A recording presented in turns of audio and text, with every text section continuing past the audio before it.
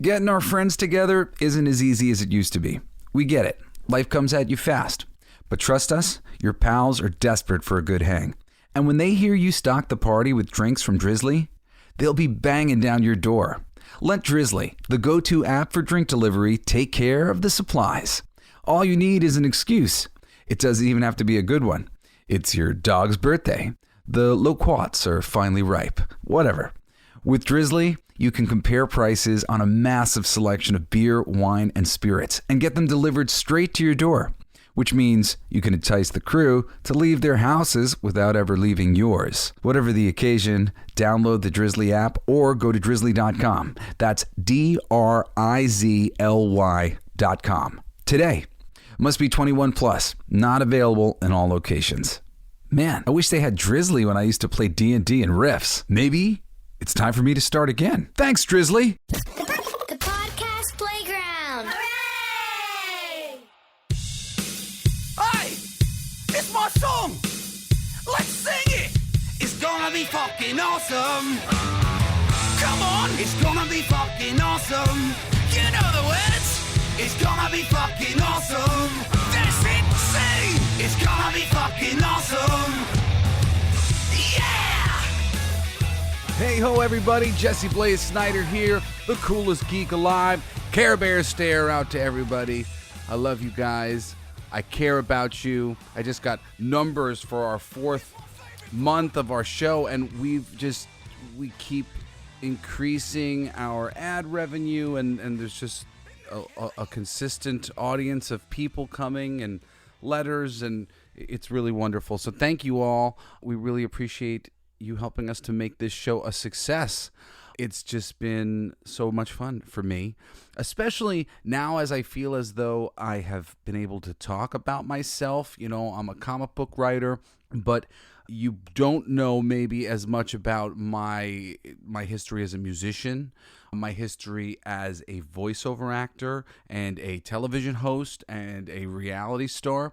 So I thought maybe I would give you a little bit of that today in combination with talking about this strike and what I know and what I think and what I can see based on years of experience working in this business. While I'm not, I guess you would say, I'm a reluctant in front of the camera person. I got discovered at a party hanging out with my family as a teenager, and I was like 18 or 17 maybe, and Agent David Katz said to my parents, does he want to work on television? I could get him work on TV. And I was about to go into college, and I was looking at going for creative writing. I ended up going to CW Post, which didn't have creative writing as a major. So I had to kind of like pick between a lot of options I didn't like. Journalism, which I'm a journalist, but straight news writing, I was really not a big fan of. I don't mind writing features or anything that I can have fun with. But when I had to just like report the facts, that was another option at the school, was public relations writing, PR. Oh, God, so boring. But I got to learn about those things a little bit as I switched around, and ultimately I was in broadcasting, and I got hired by one of my first jobs that I went out for. I think I went out for like 3 things, and it was a race to see which I would be hired for. And I got hired for MTV2 as a VJ, but I was also up for You Pick Live, and I was up for Headbangers Ball, which ultimately went to Jamie Josta because they hired me instead for a replacement for another VJ who was on their way out at MTV2. So I've been hosting on television since I was 19 years old. And I did a lot of TV stuff. I did HBO. I was kind of a pioneer in one regard. I hosted the first music video countdown show online by AOL Music. It was the Top 11 Countdown with my girl Egypt. What up, Egypt? Holler at you. That was pretty cool. I actually was in the I was chosen as the man, but they didn't figure out who the female co-host was going to be for a little while, and they had an audition with one of the people. There was 3 girls who were trying out, and one of them is this girl Tiffany. What's Tiffany's last name? She does lots of hosting in the geek culture world, but I met her then. But like, see, look at this. Like, and I appreciate this Tiffany person, and I'm not gonna maybe say her last name because she's a nice girl. But that was in the music world. I'm a unique person who is this music-oriented guy who could host a show, but also I'm a big comic book geek. I'm a very unique person. She was hosting in that other world, and now she's ended up hosting in this geek culture world. How solid do we think she is on, like, historically on what it is that she's up to? There's been a shift to a lot of women and minorities, just away from white dudes. It's so weird because I've never thought about any of this stuff before. Like, for me, it was always just something that I was fighting against. And now I'm fighting against it for white guys because it's like so lame that they've thrown it back the other way. Not that I ever really feel like this hobbles me, although it really must on some levels. I guess it is, but I just don't think of it that way. I don't really care. It is what it is. But it's ridiculous, this pushback, because there are people, like in the comics world, I would tell you, it's there's a writer named Marjorie Liu. I've never met her. I've only ever read her work, but her work is great. She's really good. And I don't see her name showing up enough at the big 2. I mean, I've seen her do some things here or there. She should be being lauded as the second coming of Christ as a comic book writer. I should be the second coming of Grant Morrison or something like that. She's really good. She has a wonderful femininity about her writing, but it's also badass and bombastic and really just well done and introspective. I've loved everything I've ever read from her, but she's not the one who's being pushed to the forefront right now. There's tons of people being pushed to the forefront, but it's not her. And I'll tell you who it is. It's the people who are really good at social media. And I know this because I saw one of my best friends in comics, Paul Jenkins. He got pushed to the background at Marvel. He was a big deal. He came up, Joe Quesada had chosen him, Joe and Jimmy Palmiotti, for the Marvel Knights line. He wrote the Inhumans, classic Inhumans miniseries that a lot of people really love the Inhumans for, from modern day stuff. And he was basically told that he needed to get more savvy with social media, be more like Warren Ellis and have a blog, or be on Twitter like Brian Michael Bendis or something like that, if he wanted more work at Marvel Comics. And this, I really believe, is most likely a corporate decision from on high, of choosing to get these social influencers, have them working for you, and then be able to control the market by keeping them quiet. Because, like, when the work isn't good, if you control everybody in this way, they can't do anything. They can't speak against what you're doing. They're so dependent upon it. But one creator who did get a tap on the shoulder around when the tide turned and they started looking for certain types of creators. And now, before I talk about Christopher Priest, who's one of my favorite comic book writers of all time, Chris is a black dude, I want to talk about passion. And this isn't to say that you're not getting as many people who are passionate people when you're pulling from a pool of not white people. It's about how many people there are to pull from, because a very small amount of the people in general have passion. So let's say there's a certain amount of passionate people in the white contingent of comic book writers who are, working a small group. A lot of the people who are white guys, they don't have the passion either. There's no passion, but there is some people who really have some passion.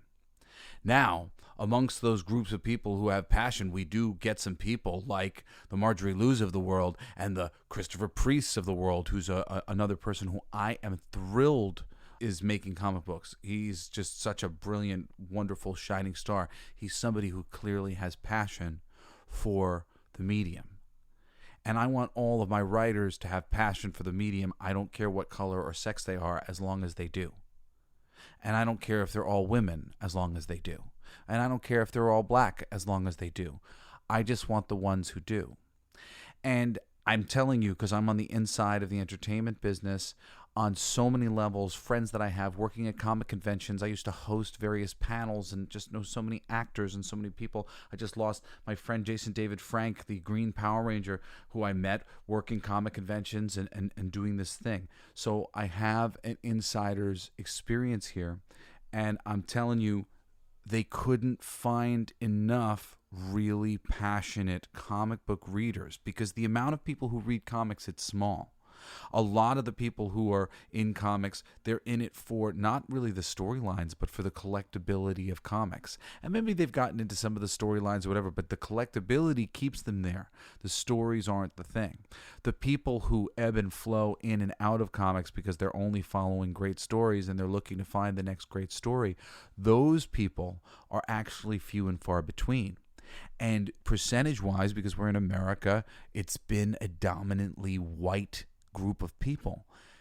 And that does not mean it's been a remotely racist group of people. I myself, have been told to rewrite a lead character from a girl to a boy from 15 years ago when I first started writing, or change this Hispanic character and make them white because they didn't think that would sell, or whatever stupid thing was going on. That would happen. Now there's all of these forced mandates that really don't keep in mind the overarching thing that is being done in the books. In general, it's not a boy hobby, but it is a masculine hobby.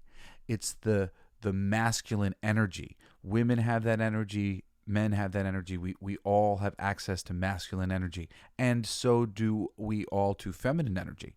I'm a particularly more feminine guy, but I love the masculine energy of He-Man and the Masters of the Universe, or comic book superheroes. People who read these books, we do it because we love that masculine energy.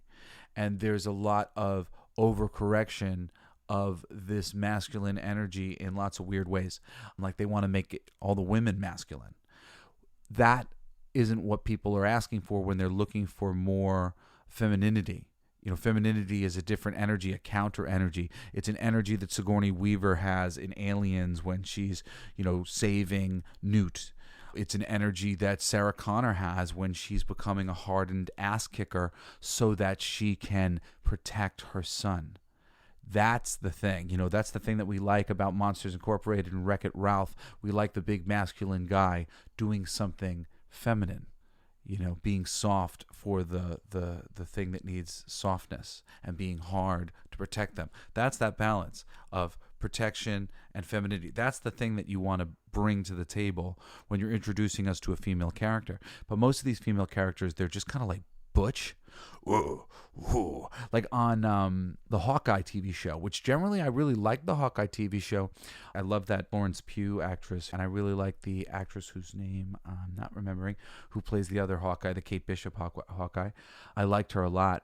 And I liked Jeremy Renner, and I thought they did some clever things with it. But the very last episode, that ruined everything. But the whole time, I would say I was very disappointed in Echo, because I am a guy who has lots of characters who are female that he likes and wants to see brought to the screen. And one of them was Echo, and I was really disappointed in the depiction because she was just really butch. And that's not Echo's thing. The whole thing about Echo that was really cool, I remember Dave Mack doing these really beautiful pictures of her playing piano and not being able to hear. She could feel the vibrations from the piano. And she was always in these really feminine poses as drawn by David Mack. And this just goes to show you the way these great female characters are actually being dumbed down by this new system and made less rich and less cool. I think Emily Blunt had a quote about when she sees strong female character at the top of her script, she just throws it across the room because she's not interested. They're all so one-dimensional and butch, and that's what they did with Echo. And to a lot of the degrees, that's what they did with She-Hulk. I've talked before about how much I love She-Hulk in the comic books and how disappointed I was about that She-Hulk they put on the show. If they had actually honored the She-Hulk character, Jennifer Walters is so endearing and so sweet because she likes being a Hulk, and she's grateful, and she's grateful to be alive. She was saved by her brother. Her whole character comes from gratitude. Her breaking the fourth wall works because we love her, because she's positive. Whenever she breaks the fourth wall, it's positive. She's not snarky. She's sincere. And they just made her another kind of butch woman. And I'm not trying to say that you're butch like they're unattractive. It's unattractive because of the energy that they're holding. When people say that we need a matriarchy, they do not mean we need women that act like men to inherit the earth. We mean that there's a quality that our mothers have, that our mothers share, that we see in the women that we love. And those women, we think they should be inheriting the earth. We need more nurturing and supporting energy in the world. And if our political leaders were a little bit more nurturing and empathetic, perhaps they would be making choices from a real place of responsibility to the nurturing side of themselves. But to put a woman up there who is more dominated by her masculine side, who is more about playing the game dirty, because let me tell you, this is the whole big thing. The people who are rising to the top are the people who will take any advantage they will get. And the reason why I respected Christopher Priest before, but I respect him even more now after hearing the story that DC had called him at the time, tapped him on the shoulder to be a part of their budding new line of books whenever it was recently. And he said, I'm not going to come back and just do some black character because I'm a black creator. And they were like, oh, but we wanted him. I think it was like Cyborg that they wanted him to write. And he said, no way. I'll do something for you, but I'm not going to do Cyborg. So I think that was when he picked Deathstroke, and he's been doing some great stuff on that. I've only been able to read a couple issues of that, but I think it's very cool. He's just has such a great sense of humor, but he brings that humor to the real world in such a great way with situational comedy. He took over Deadpool for Joe Kelly, who Joe Kelly is one of my favorite writers of all time, and this was one of my favorite runs of all time. It was a really tough thing that he was doing. And his first fourth wall break of his run on Deadpool, and I respect him so much for this, he has Wade Wilson taking the garbage to the street, and the bag is labeled all of Joe Kelly's great ideas. And he throws them all out the window. And there was another really great, again, physical gag after he had set up this premise where Deadpool had been cursed with this Asgardian curse where he couldn't get rid of his face, and he was handsome, and he hated it. He hated being handsome. He didn't like this. He'd gotten used to sort of being ugly, and he wanted to stay ugly. And you turn the page of like he's doing a whole bunch of different things to try to screw up his face, but it won't work because of the Asgardian curse. And then you turn the page, and he's just got a train running over his head. And that was just hysterical. Between the healing factor and the Asgardian curse, and he's just going for it with a train. That there was so many really great, memorable moments in the Christopher Priest Deadpool run, and it was very different than Joe Kelly's, which was just sort of constant chuckles. But Christopher Priest, his humor really came from the great situations that would come up and that would happen and that would be sensical within the world of Deadpool. That was so crazy. Just a brilliant guy. I had no idea that he was black. I didn't care. I was reading Black Panther because I was interested in that character. It's such a silly thing. I can remember Reginald Hudlin coming in to write Black Panther years later, and his first arc with John Romita Jr. was really great. And totally hooked me in, the greatness of that arc. And then a really consistent theme came up within the Black Panther arc, which was him like telling, not showing the audience how brilliant and cool and whatever it was Black Panther was. And I found myself yelling at the comic book going like, yes, I know that he is cool. That's why I'm reading the book. Please stop telling me he's cool. Show me he's cool. Show me how cool he is. I know he's cool. Demonstrate to me how cool he is. He had like characters, just this thing where like black characters would show up and they'd be like, oh my God, it's the Black Panther. And it just was really weird. It was really off-putting. It really took me out of the book. And it just seemed so like he was trying to tell the audience what the audience, like me, already knew. Yeah, Black Panther's so cool. Not only is he like Captain America, where he's like living up to this ideal that is represented in Captain America and represented in the Avengers, but he's also having to live up to an ideal set by his people, his constituents, because he's a king. He has to answer to his tribe, his larger family. That's really interesting. You know, it's this dual responsibility. And at the same time, he's like Batman. He's a man of few words, but he's very intelligent. He uses his mind to get what he needs by being clever and, you know, using stealth. And you know, he's not a showy character. He's a less is more character. There's so many reasons to like Black Panther. He's one of my favorite characters in comic books. And it was so started by writers like Christopher Priest, who clearly had a real passion for the characters. I'm sure that Reginald Hudlin also had a passion for the characters. And I stuck with his book for such a long time and was so kind of aggravated by his book because it did a lot of talking up the character instead of showing us all the cool things that he was doing. It wasn't a really action-oriented book, and it suffered for it. There were certain things that happened during the run that were fun or interesting. It was nice to see Luke Cage hanging out with Black Panther. That was kind of one of those team-ups that as a kid you were just like, oh man, you know, these two black guys, you know, on some level they might bond together. But when they came together and Luke Cage was so sort of sycophantic to him, it was really off-putting because Luke Cage is a pretty kind of stoic dude. And they could have made him show that he was really a little bit like a kid in a candy store when Black Panther was around in some ways or another. There were ways to do it that would have been really subtle, but it wasn't subtle. It was like really like Luke Cage's character changed every time he got around Black Panther, which was just really weird. I really liked Luke Cage as a character. I really always thought that he could be Marvel's Superman, and for years I wanted to write the story arc that upgraded him. It doesn't matter that he can't fly. He's really strong, and you know he's bulletproof. Like there's a way to present him that I think is way more dominating and cool and fitting with Marvel. Like he makes sense as Marvel's Superman.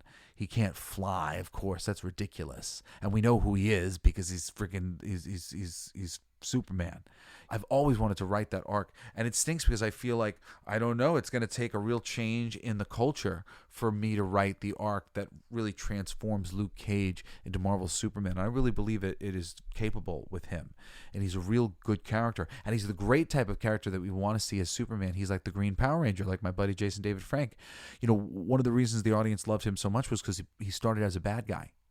And that's one of the cool things about Luke Cage. He was falsely accused, but he's coming out of jail. He had to go through this process that he volunteered for, and it turns him into this bulletproof machine. But he's constantly sort of wanted by the law and considered a criminal, even though he's not a criminal. And all those things that he's overcoming, being thought of as a criminal, being somebody who wants to do right, being somebody who has the power of Superman to some degree to help people. It's a cool story to him done right, and he can still be of the streets, and that's actually the reason why he can actually be Superman, because of the streets. He is that next level thing, and he just needs to be presented as Superman alongside characters like Daredevil or the Punisher, because he is Superman compared to them. He's a giant leap over them all, and nobody's ever really quite done that for my money. They just kind of make him either like a gangster. They always just make him a really racist trope. They make him the thing of the moment.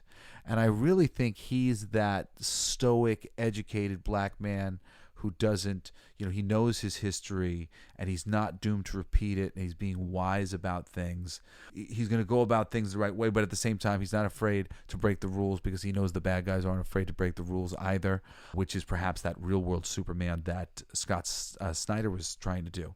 Not Scott Snyder, Zack Snyder, the director of Man of Steel. And it's really true that that's a cool variation of Superman, and that's why it works really good for Luke Cage, because Luke Cage comes from that street world where he's had the cops not be kind to him, not listen to what he has to say, all these things. And talk about a character that's ready for prime time, who's been in that position all along in the comics. That's a Black Lives Matter banner. It's Luke Cage, and nobody's ever done anything great with him, unfortunately. There's been lots of little bits of greatness here or there. Some people have told some great stories. I have an Iron Fist tattoo on my chest. I mean, not of Iron Fist. I have his dragon on my chest. And I actually always loved Luke Cage a lot more, but I came to like Danny Rand because of his association with Luke. But I really loved the idea that he was bulletproof. That was simple enough. The idea of being bulletproof. He was essentially invulnerable, but he could get kicked around in other ways. I always thought that was really interesting, and I wanted to see somebody do a good job with it. Often I was disappointed, but I think the people who go to jail and come out the other side of that process and get themselves exonerated, I think those people have a proper measure of the world that they live in, and have a better appreciation for it, and are going about things at a much higher level. So I've always wanted to see Luke Cage raised up and graduate to that next level, and hopefully somebody will do it someday. I'd love to do it one day, but I haven't seen it done yet, and I think it's because of some of the stigma of some of this street level whatever that they've put on him, as if Superman can't come from the streets, which is so aggravating for me. This is some of the thing that I talk about of a lot of the choices they make, they end up being really sexist or racist. When all of the women are stoic and they lose their femininity, no, that's not what we want. When all of the black guys are kind of thug, rapper, superstar kind of things.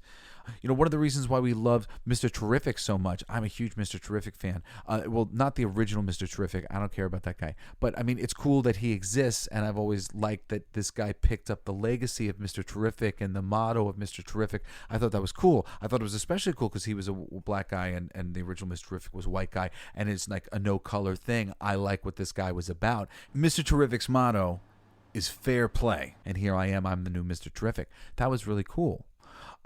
That's really cool. And then top it off, Mr. Terrific is a really smart guy. He's an Olympian. He's I don't know if he won the Nobel Prize, whatever, but he's a scientist. He's a real mind, and he's somebody who's like Batman, and he's using his science to do kind of Iron Man level things with technology, but he's also a real athlete. He's just earned it on every level.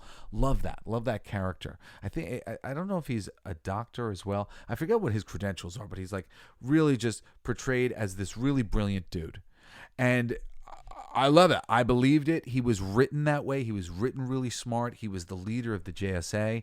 Really cool. At a certain point in time, he got all these tattoos. And it's funny because I'm a smart guy who has tattoos. But for me, I did the tattoo thing for a lot of different reasons because I'm a counterculture guy. I'm a punk. I like that people might judge me about my tattoos. I have people in my family, where I come from, that they have tattoos. I don't like that people would judge them for their tattoos. So I wanted to have tattoos so I could be like them. But I have more tattoos than my dad. My mom has tattoos that she hates. But I don't care. I got my tattoos and wanted tattoos sort of to protect my family and be a part of my family.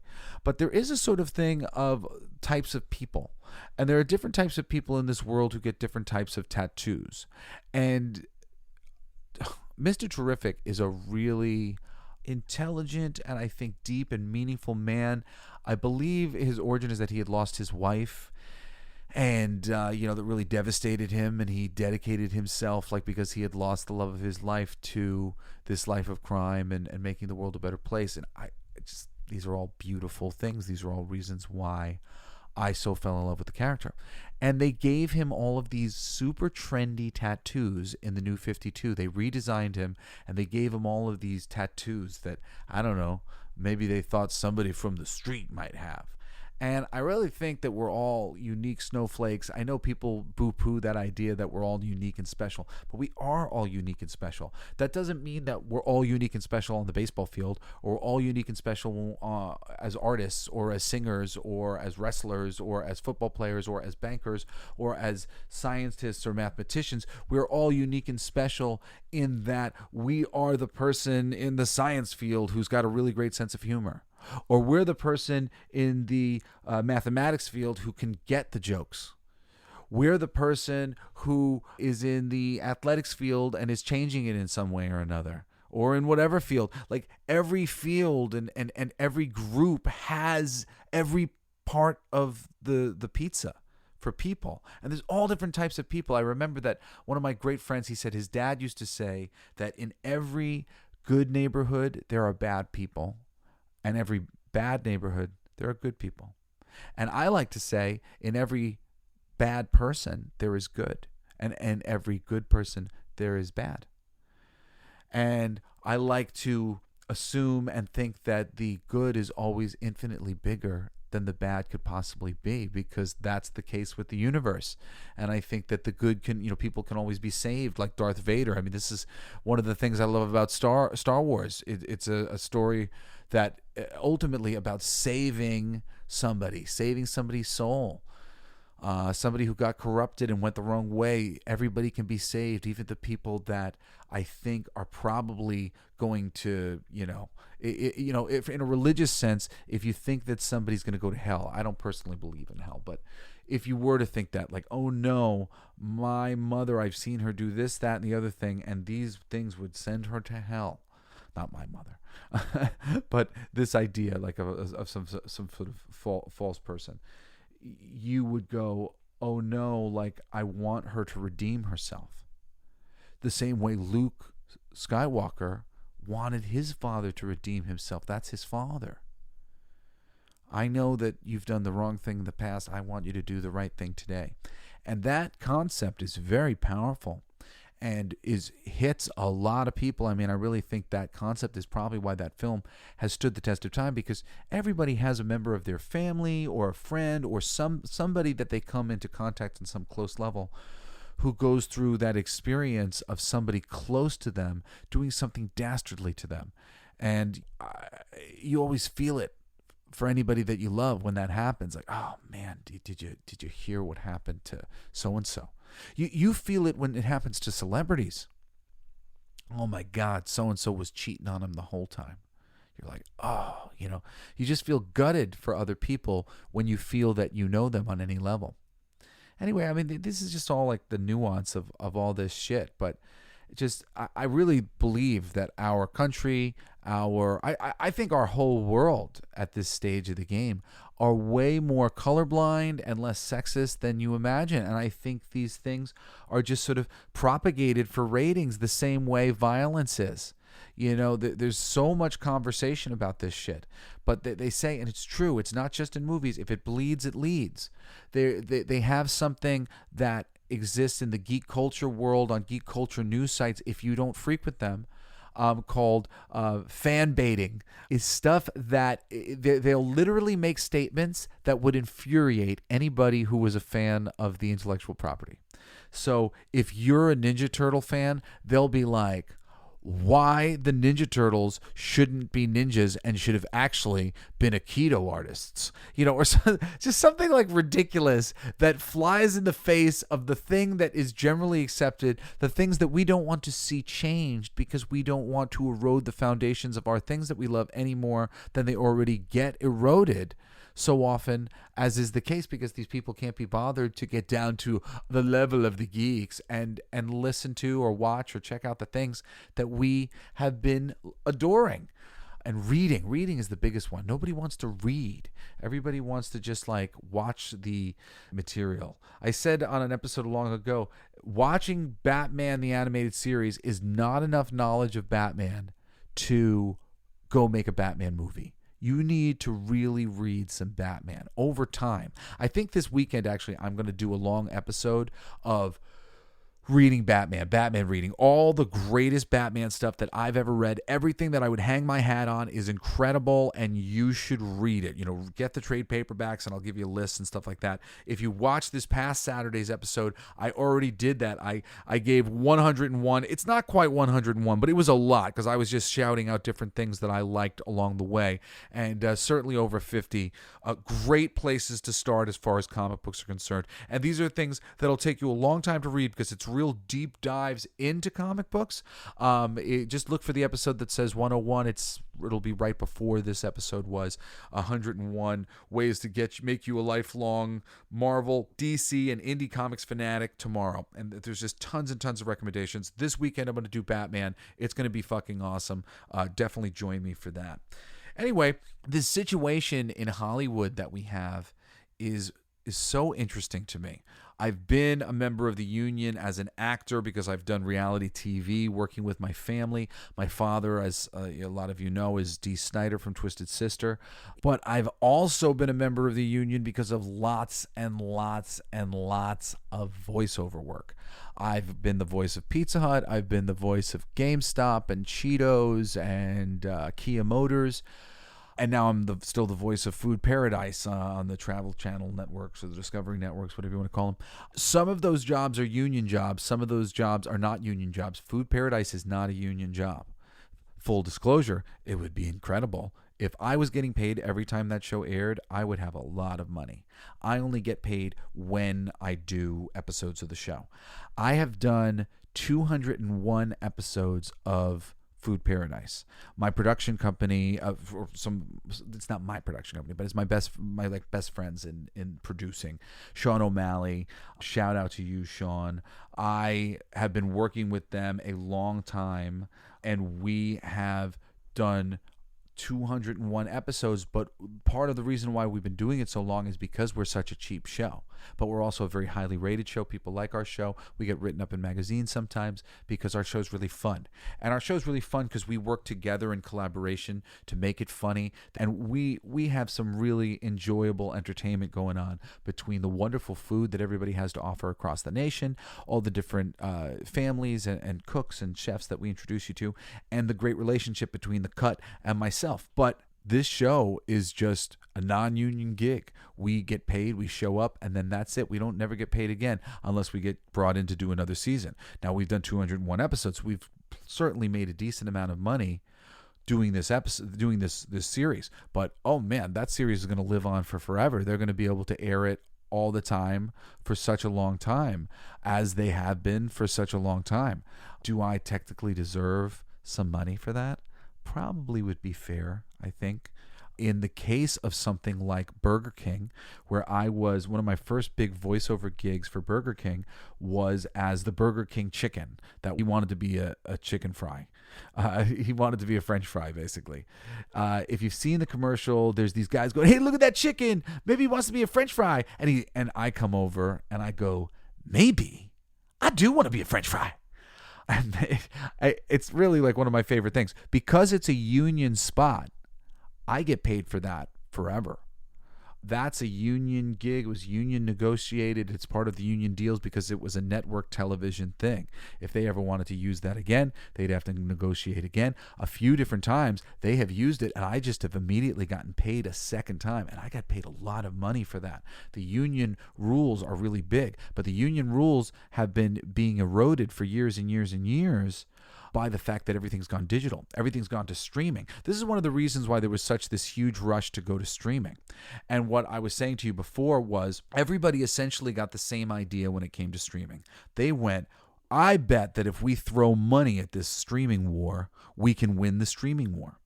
So all of these companies who had been producing X number of productions per year, they quadrupled how much they were putting out. It's insane how many things were green-lit and just waiting there and whatever else, because it was a numbers game. We're gonna create so many things that eventually we're gonna have hit after hit after hit from the numbers game that we play, because we're gonna produce so many things because we can. And they played a lot of different games. There's a thing called, I think, ESG scores, which is something where your films are contributing to society or contributing to sort of a very liberal kind of agenda. And these ESG scores and the ESG money that comes in from playing games that are written down very solidly and specifically in the ESG scores. And this is the thing. The moment you have rules that you have to follow in your creativity, it really screws up your creativity. It really prevents you from being able to have your characters have the nuance that exists in the world, right? Aren't there so many characters that you know out there in the world that you wish you could see represented on the big screen? It's the simplest stereotypes that they have about people that end up on the big screen. It's not the nuanced version of society that I know and love. All the audience ever wanted was a little bit more balance in what we were seeing brought to the big screen. Well, let me wrap up this thing here because we're getting to the end of another fabulous episode of the Coolest Geek Alive. But this whole thing comes down to irresponsible spending that's been going on by these studios because they knew then that, especially for streaming, these streaming deals weren't great and they were going to be able to make a lot more money in the long run off of all the things that they made. And they hoped that basically they would win by throwing money. But everybody threw money. So Netflix, they threw money. And HBO threw money, and Discovery threw money, and Universal threw money, and Disney threw money, and every single one of these companies ultimately found themselves gassed out with a ton of material that really isn't very good because there honestly wasn't enough trained writers and actors and people all across the board, especially not of various ethnicities and whatnot, like a talent pool to pull from, because there's less of that demographic in the country. When the pool of black people who are interested in comics is smaller than the pool of white people who are interested in comics, the amount of super passionate, dedicated to the art of honoring comics of the past and getting it right for the future, that pool gets smaller too. So it is sometimes the case where there's less Christopher Priest in the world than we might like because we want it to be this rainbow coalition. There's less Marjorie Liu's in the world. She's so good. I really like talking her up because I think it's ridiculous that nobody has the sense to offer someone like her more work, and she's not the only one. There are plenty of people who really are good, but it seems to me like people aren't necessarily paying attention to the work that's being done. This patch of years, especially with Disney and a lot of these companies, it's been a lot of this ESG money that has been propping up their ability to make lots of content, and it's what the Disney Channel kind of used to be, plus lots of how people identify sexually. I've talked about before, like I'm in the spectrum of the LGBT community. I don't personally really like to talk about it. I think it's a bit of a divisive subject. There's a lot of like forcing people to do things that isn't coming naturally to them that I don't agree with. I fought with my ex-wife to not name one of our children Steele with an E at the end, and I made fun of her. I said, we're going to have our kid dedicate a part of their life to correcting people on how to spell their name the right way. Like, we're really going to like create an asshole who has to be like, no, actually, it's Steele with an E at the end. Actually, my pronoun, like, come on, guys. I'm with you. I get you. At the end of the day, I've pushed for, like, just as an idea amongst friends for many years about the idea that we shouldn't have an he or she at all. It should all be they and we and us. Us, a group. You know, it's all group-minded. The idea of I, that separates us. So I like a lot of these ideas, but actually what has happened right now is they've used the they thing to actually separate us and themselves even more. And I say themselves because I don't count myself as an alphabet person. I don't like to talk about that side. I feel like that's like personal space. That's my personal space. And if you want to go around asking people to do special things that aren't coming naturally to them for you, more power to you. But I don't really think that that's the best way to get things going. Over time, in a family, at your home, with your friends, I think that that's a perfectly appropriate thing. Hey, mom, dad, would you do me a favor? Would you call me this? Would I understand that you named me that and whatever? Can you help me to make this change that I want to make, supporting you? And yes, absolutely.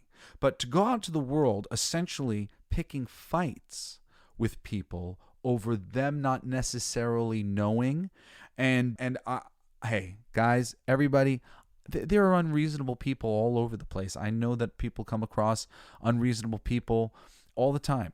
But we all have to strive to be more reasonable than we were yesterday. And there are nice ways to go about all these things. All I want is everybody to be happy, everybody to be able to live in the free world that gives them the most joy that they can possibly find. That's why I'm a writer and a musician. I try to bring more joy into the world and more outlets for our frustration and more ways to pass the time in less pain. And I think most people who get into the arts, that is why they do it. Or I should say, I think most people who are really good, that's why they do it. The people who aren't so good, they tend to be in it more for the prestige, to be looked at as a writer, to be looked at as an actor, to hobnob with the writers and the actors and the directors and the Hollywood elite. There's a lot of people who do these things for superficial reasons. Many years ago, because the talent pool in comics wasn't diverse enough, the ones, and by this I mean there are people who have been coming to comic book conventions like myself and wooing editors trying to get ourselves work in the business, actively pursuing the companies ourselves to get work, that we were the pool of talent. And there wasn't enough of us who was black or who was a girl or who was Mexican or whatever it was. There were some women and there was some. But when they started actively searching for people who were from outside of comics, and they started looking for people who worked in television, people who worked in film, when they started courting Hollywood, the types of people who were making comics changed. All of a sudden, also, the types of people who were interested in making comics changed, because the types of connections between writers in comics and writers in film and television, that gap wasn't there anymore. There were major league people like J. Michael Straczynski who created Babylon 5, creating really big hit comics. So now all of a sudden there were people who were not obsessed with comics in particular coming in to the comic book space, creating things for us.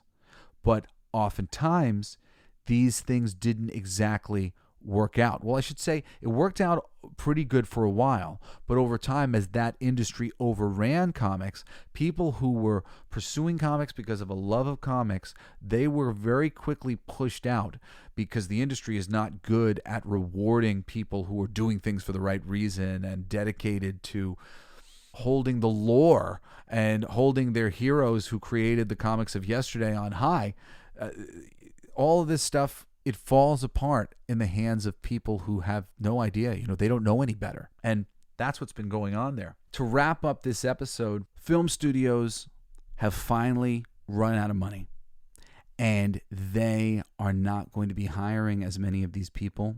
They literally just played a game with all of these actors and these writers and all these people on strike. They knew that this strike was happening. They needed to shut down because their money was drying up, because of a lot of banks are shutting down right now. There's a lot of interesting things going on in the financial markets. And they also needed to change up with these ESG scores thing and maybe ease back into something that the audience wasn't so turned off by, because let me tell you, it doesn't matter if you were not turned off by it. Often I am not turned off by it. Often by the time I see something that the audience has been turned off by very majorly, I see it and I go, it didn't really bother me. But I'm telling you, as somebody who's been looking at the audience's reaction, following what goes on, following what gets purchased and whatnot, the audience has felt very much like their free will is being violated, and they've been rejecting this material outright. And Hollywood needs to rejigger. They need to make things for cheaper. If you haven't looked at these budgets, the budgets for these films, and I've been meaning to do an episode on it, like how much money they were spending yesterday, what their profit margins are. They spend so much more to make so much less nowadays. It's so crazy how these budgets have ballooned, because there's so many ways to hide money that's being spent on various things in various ways and make it seem like it's smaller. And there's so many people who uncover the real budgets in various ways. There's people that I love to watch on YouTube, like Valiant Renegade or WDW Pro, people who pride themselves on getting the numbers and working with people who have the numbers, because these things have to be filed in various places. And the things that they say out loud and the things that are actually like being propagated to you in the news, if you don't actually actively go out and find the information yourself, it's just always a pretty picture. It's always a rosy picture of them being so right and the audience being so wrong, because the audience has outright rejected a lot of what's been going on, and it's become a huge tsunami wave of "we hate this." And now they like to try to say, oh, things are being review bombed or whatever. No, a huge amount of people are not appreciating what you're doing in one direction or another. It's not some coordinated attack to make you look bad. It's literally just people are that fed up. And you can see it in so many of the things that are making money now and the things that are not. The diminishing returns of Disney's remakes and race swaps and all these different things, and what's been happening with the Marvel Universe recently and the things that they've been changing, all the change-ups that they've made, and Star Wars and Star Trek and Doctor Who and all of these things. I mean, it's just they have brought the fandom to its knees for something to change. And I'm hoping that there are people out there in suits who are listening to the things that I have to say every week and either applying them to the decisions they are making or hiring me or somebody like me to come in there and help them out. Because there are ways to be liberal and forward-minded and make the world a better place and be more inclusive. I promise you there are, without screwing everything up. And man, this just single-minded dedication to the thing, it feels like the Borg, everybody thinking in lockstep and scared to get canceled and scared for their jobs. I mean, like, think about all the silly little things that I've said or said within different ways in this episode alone, and I sit here going, do I erase that? And most of the time I don't. Occasionally I'll erase things because I'll have said it in like some silly way and I just don't want to deal with somebody trying to flame me for being something that I'm not. And I see that there's so many people being flamed for things that they clearly aren't. Gina Carano is the perfect example. The thing that she got booted off of online for, if you really go and see what she was saying, it's something that I will back her up for. They got all upset because she was making some sort of comparison to the Holocaust. And how dare the plight of the Jewish people be compared to plight on any level or be compared to their thing?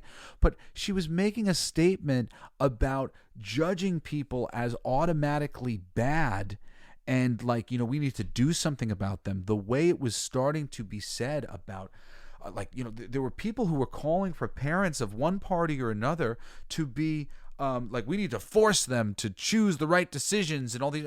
Parents should be the deciders in all factors of their lives. Individuals should be the deciders in all factors of their lives. That's why I'm pro-choice, because it means you get a choice in the matter. And I can't always agree with everything that everybody says who's in the pro-choice camp of things, because I think people go a little bit freaking nuts about what's going on in the matter. I think Bill Burr said it, best. I'm all about pro-choice, but I'm not going to forget that this is a baby. I know I have 4 babies. And when you don't have an abortion, it turns into one. That's what happens. So I know that. And if I ever had to have an abortion, it would be really a rough thing for me to have to do.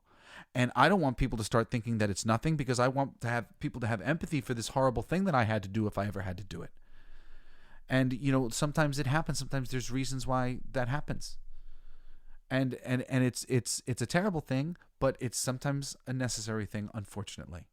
And I'd rather us talk about how we make it the most humane process imaginable than not talk about it anymore, because everybody's on 2 different sides and they don't want to talk to each other about it.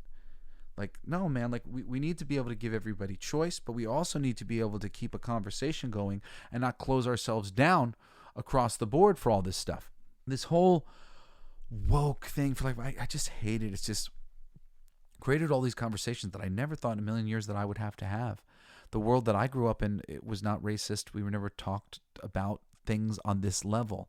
The social justice warrior stuff that I was doing was always contained to, you need to know what we did, and you need to know what they did and what they allowed to happen. And we need to read history so we never repeat it, because it was happening all over the world. There are still slaves and there are all these things. And now it's we're back to all these backwards things in America. In America, we're back to the backwards things. I thought that we were eventually going to get so good and so righteous that we would be like Star Trek and we would actually be going around the world helping. And in general, that's not the case.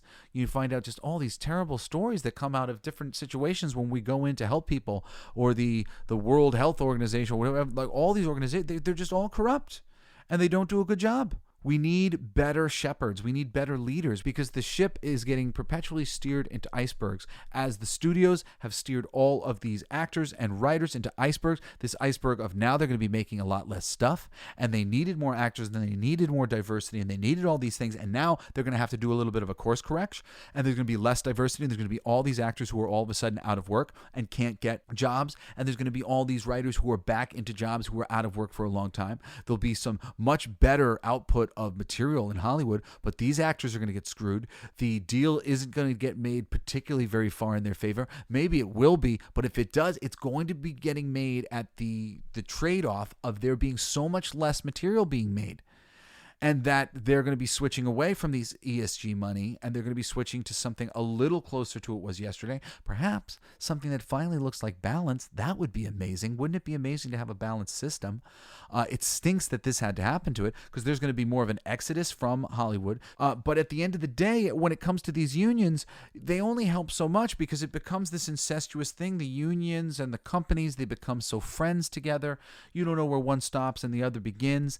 And these deals, they never end up exactly in our favor, because it just uses everybody, and all of these people who were hired yesterday were just being used for the color that they were or the sex that they were, just like we were being used for whatever goodness they could get out of us yesterday, and now we'll be used again as people who remember and knew the lore of various situations. They'll hire us back again, and because they can use us now. They couldn't use us to get the ESG money as much as they could use some of these other people. Look who we hired, and look at these things, and we're going to get a lot of money because of this demographic and all these different things that we did.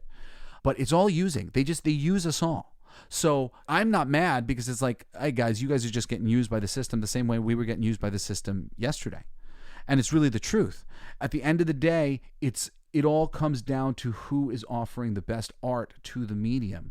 I want to see the greatest artists come to the surface. I want to see the greatest artists lifted up. I don't care if they're all black. I don't care if they're all Hispanic. I don't care what they look like. I just care that they're the best.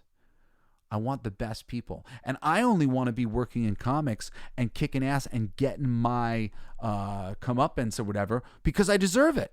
Honestly, I don't want to just be getting work because I figured out how to finagle it.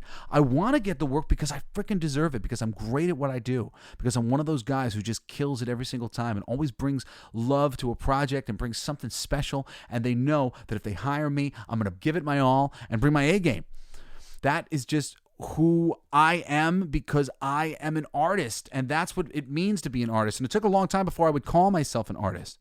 But I like to talk about all of this stuff because it's an art form, and it's been really screwed up by the system that it's in. And maybe this new correction will fix everything up. It stinks that so many people are going to have to suffer for this. It stinks that so many people have been out of work leading up to this because they weren't being hired because of the color of their skin or because of their sex. And there's lots of white guys who can say that. There's lots of people in Hollywood who will tell you that that happened to them in one way or another. And, I could probably make arguments that it's happened to me in comics as well. But who gives a shit?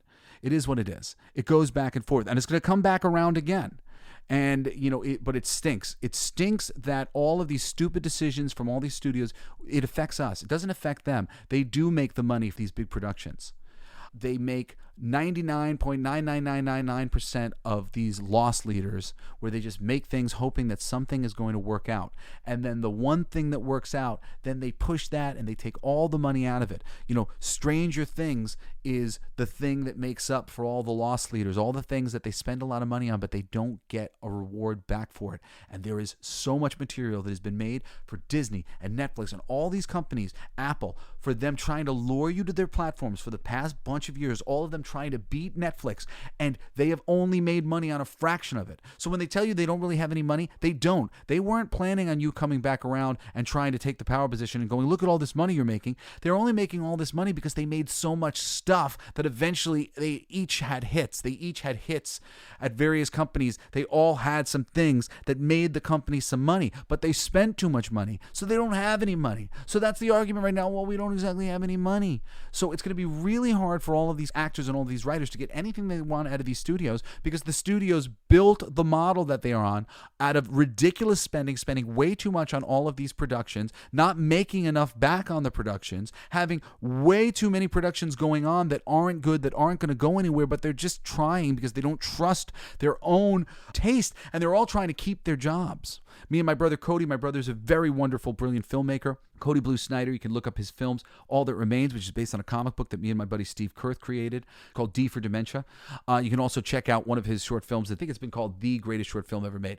My brother Cody had the exact same experience in film that I had in comics. Everybody took advantage of him. Everybody had him doing all of this work for free, but like with a guarantee of work on the other end. And then some higher executive would come along and be like, no, you can't do that. Sorry, things have changed because of XYZ. And we, the creative people who gave it our all, are left hanging on the vine with nothing to show for it after a while. And now he has to say, no, sorry, I don't do any work. I don't put my pen to paper for anything unless somebody gives me money. I had to go into business for myself so that I could make comic books on my own and bring up the people that I like and make the work of the quality that I wish to, the way that I wish to. This is the world that we're living in. This system, it sucks. It's not thinking about things the right way. So backwards decisions get made from on top, and it ultimately just trickles down to the creative side of things and makes it so you guys get less awesome creative work than you could. You could have such great things, and I want to live in that world, and I live for bringing about that world. That heaven on earth for me is having the entertainment media complex that we deserve to have. We could really have something spectacular, and instead we have what we have, and it's real diminishing returns right now for anybody who's been paying attention. And as you know, as a toy guy, I've been paying attention. Well, this brings us to the end of another fabulous episode of the Coolest Geek Alive. I have a new show every Wednesday, every Saturday morning. You can check out the latest from the Coolest Geek Alive. I love you. I love my audience. I know that you are the coolest geeks alive out there. Thank you for not trying to dox me and take clips of my show out of context and make me look like I'm a racist. And, because I've said some things at this point where if people wanted to just be jerks to me, they could. And I've left things in because I've been like, well, I explained enough earlier in the episode. Hopefully people are with me and they understand what I'm about. I'm a big Care Bear.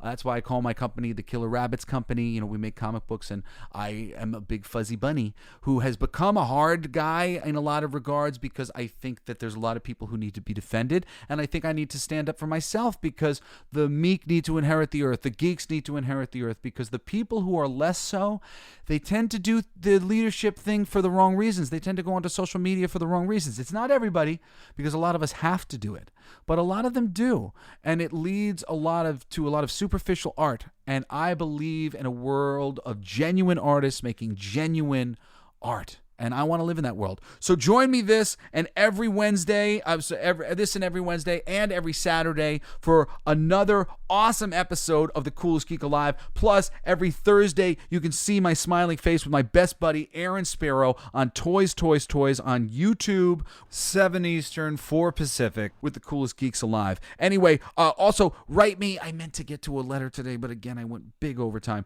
Write me at jesseblaze@jessesnyder.com, or you can hit me up on Twitter. I'm Coolest Geek JBS. Anyway, that's all I got for today. Talk to you again on Saturday. Peace be with you. Ah! It's my favorite part.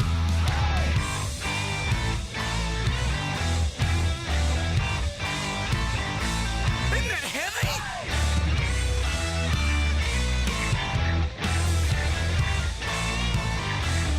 I played that. It's gonna be fucking awesome. Coolest alive. It's gonna be fucking awesome. Stay with your tribe. It's gonna be fucking awesome. Revenge of the Geeks. It's gonna be fucking awesome. Week after weeks. It's gonna be fucking awesome. Laughing with you. It's gonna be fucking awesome. And crying sometimes too. It's gonna be It's gonna be fucking awesome. Making you shout. You've been listening to Coolest Geek Alive with me, your host, Jesse Blaze Snyder. Don't forget to rate, comment, and subscribe for more excellent geek culture content. Thanks for listening.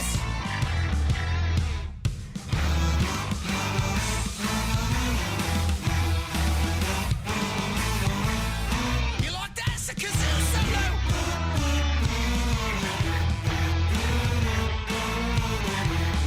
Play that too. It's gonna be fucking awesome. Talking some shit.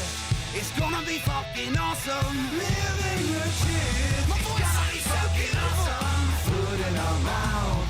It's gonna be fucking awesome. Get in the mouth. It's gonna be fucking awesome. Tell all your friends. It's gonna be fucking awesome. Call right or text. It's gonna be fucking awesome. Raising the bar. It's gonna be fucking awesome. Straight to the stars. It's gonna be fucking awesome. It's starting soon. Straight to the top. Awesome. Passing the moon. It's gonna be fucking awesome. On with the show. It's gonna be fucking awesome. Ready, set, go. It's gonna be fucking awesome. Fucking awesome. It's gonna be fucking awesome. Just wait. You'll see. You'll all see. The podcast playground. Hooray!